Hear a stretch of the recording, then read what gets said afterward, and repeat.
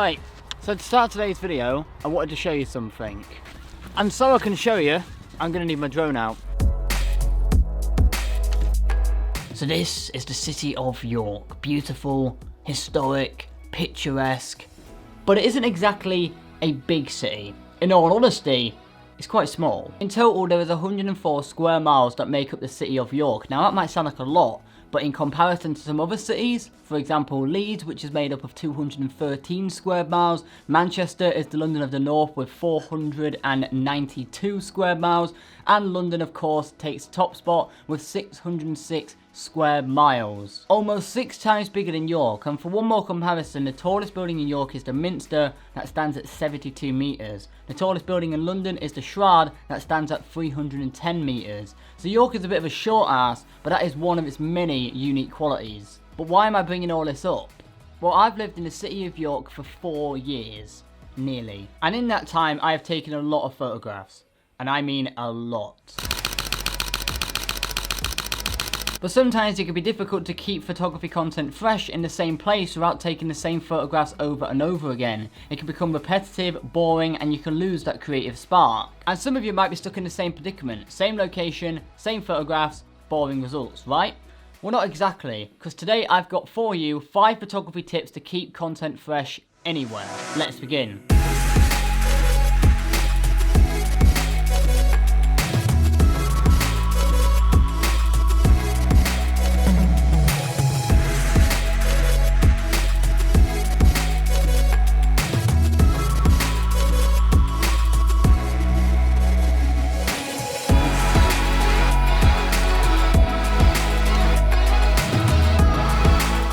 Photography tip number 1 is probably the best tip I can give you out of any of these today, and that is to shoot the streets at different times of day and different weathering conditions. This will give you such a large variety for your photographs. I love exploring cities at night, and I love also exploring them in the rain. You get a lot of different variety, it gives a certain mood to your photographs and can really transform how you can shoot around different streets. Also utilise using the golden hours, sunrises, sunsets. I much prefer sunrise when I can be bothered to get up from, and that is because, you know, streets are a lot quieter, you get some really nice warm golden glow to your photographs. And if you're not trying any of this, shooting in the rain, shooting at night, shooting in the golden hours, give it a go. I guarantee you'll see such a large change to your photographs.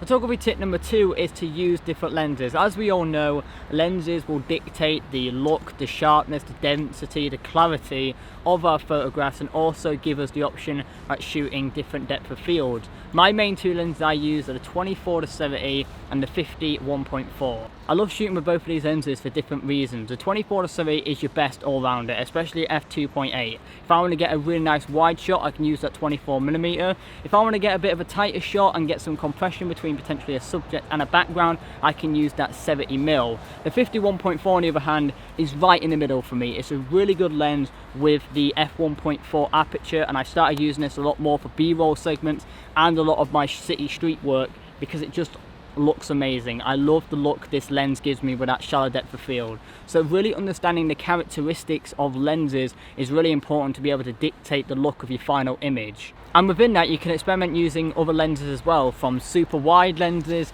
to telephoto lenses. I'm really interested to find out though, if you had to choose your next lens, which one would it be? Out of anything, it doesn't matter if you're using Canon, Nikon, Sony, let me know in the comment section below. I think my next lens would either be a 100-400 or a 70-200 f2.8 if Sigma released one at around £1,000 for the Sony E-mount.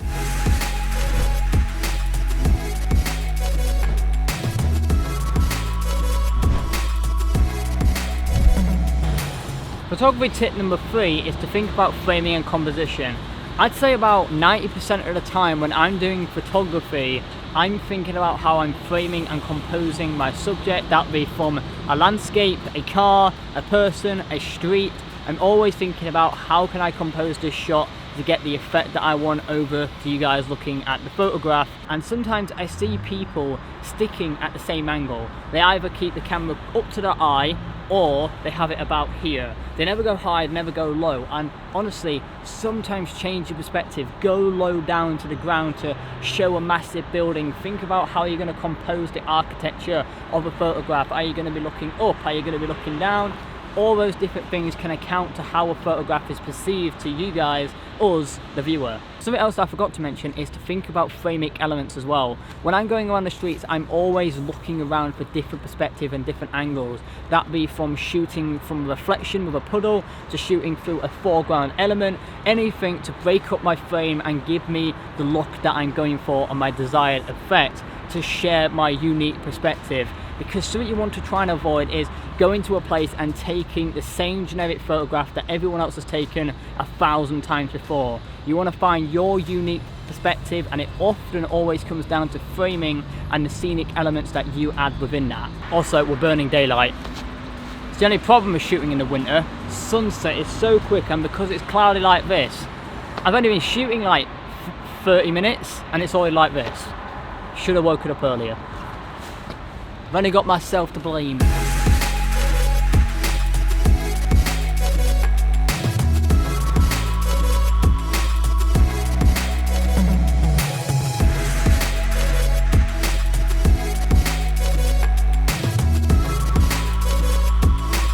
Photography tip number 4 is to think about using different photography techniques. That be from long exposure photography, slow shutter speed photography, panning photography, steel wool photography, product photography, car photography. There is so much you can incorporate in a city with different photography techniques that can give you a burst of creativity and can stem a lot of different creative thought processes to creating different images. I've done tutorials on steel wool, long exposure, and another one. I'll link them all in the description below, and if not, they're in the eye corner, don't know which corner, one of these two corners right there if you want to check them out as well. I am also planning on doing some other video content in the new year. I've got something to make with the Weeble S that I got recently. I've got some other video ideas that I want to explore with different Instagrammers and video content creators I know who are just absolutely awesome. So hopefully in new year we'll be putting all that together.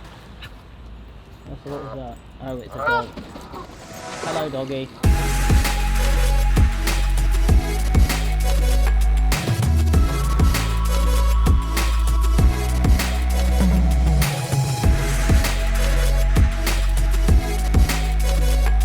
Photography tip number 5 is to know your streets. As I've lived in York for 4 years, I know these streets like the back of my hand. That might be a bit more difficult if you're in, say, London or Manchester or something like that, but really getting to grips of those streets and knowing certain areas to shoot really does put you in good stead if you want to shoot sunrises, sunsets, at night, in the rain. You can really understand the best places to get a certain composition, a certain frame, and it really just puts you in a good place for when you want to go out and maybe do a plan shoot, or maybe if you want to go out and randomly just shoot. When I do photography, I mostly go out and just randomly shoot and see what I get, but sometimes I go out with a clear goal and set objective, and the only way I'm able to do that is really research and understand where I'm shooting and the best places to shoot for that.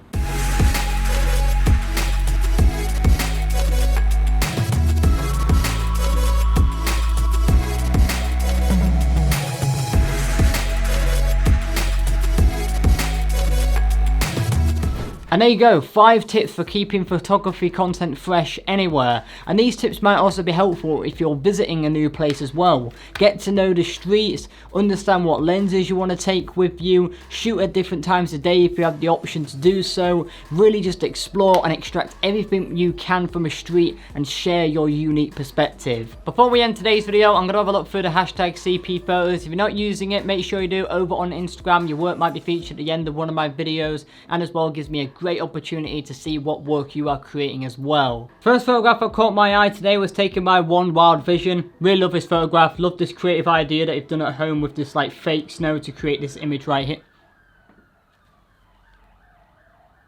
Can you hear that? What the bloody hell's going on out there?